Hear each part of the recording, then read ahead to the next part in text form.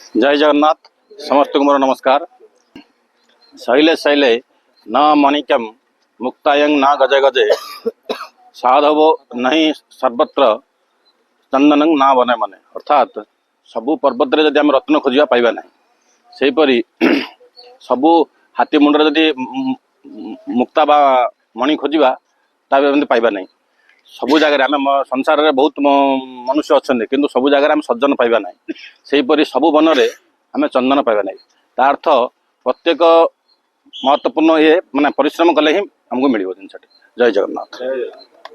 Okay, Jai Jagannath. Today is third of the day. It is never too late to set a new goal or to dream a new dream.